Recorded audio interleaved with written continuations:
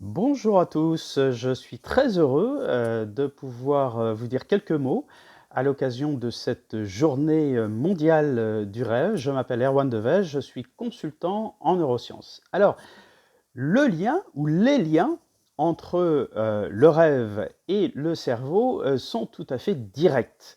Vous savez que nous avons évidemment différents types de rêves, que ce soit les rêves conscients.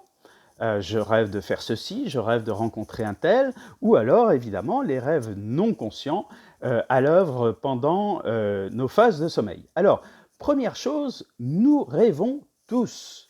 Si vous entendez certains vous dire ah non, moi malheureusement je ne rêve pas, eh bien ils ont tort. Ils ne conscientisent tout simplement pas leurs rêves. C'est-à-dire qu'en fait, pendant la nuit, durant les phases de sommeil paradoxal, mais aussi profond, en fait, plus ou moins tout au long de la nuit, notre cerveau va rêver.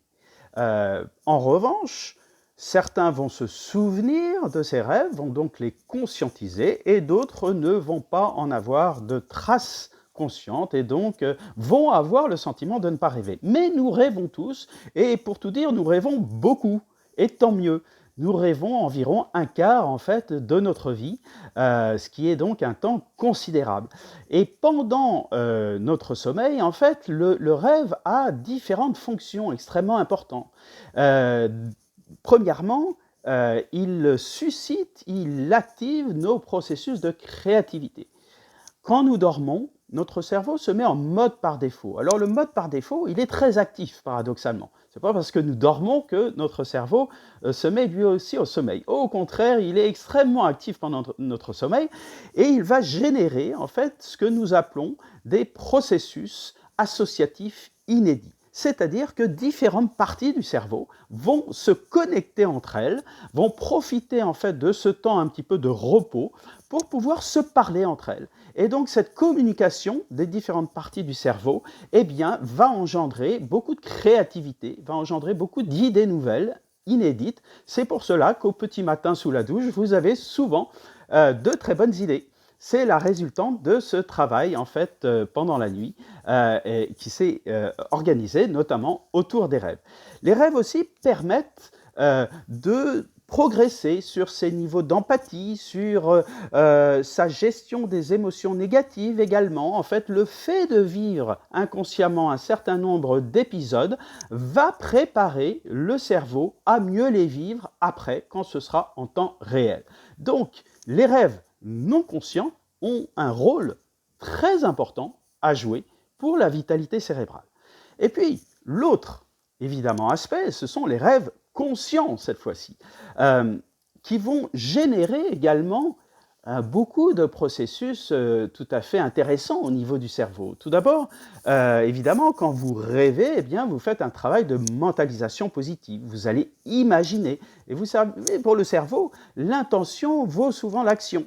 Donc, le simple fait de rêver va activer en particulier le circuit de la récompense, donc les neurones de ce circuit de la récompense, ces neurones dopaminergiques, donc qui vont projeter de la dopamine dans certaines parties de votre cerveau et qui vont provoquer un état de bien-être, un état de plaisir.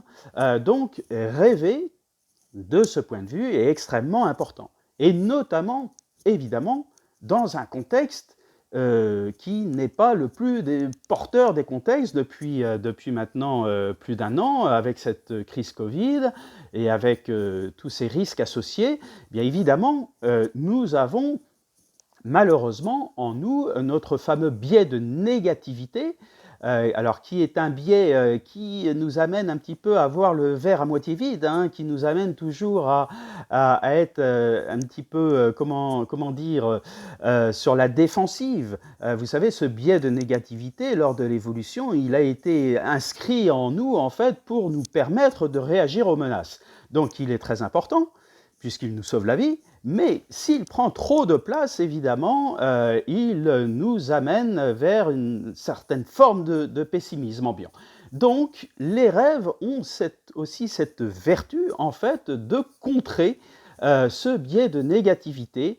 Et en ce sens, on peut dire effectivement que le fait de rêver à des choses positives, constructives, est un formidable tuteur de résilience. Donc, en conclusion de cette prise de parole très courte, je voudrais vous dire une seule chose, très simple, rêver.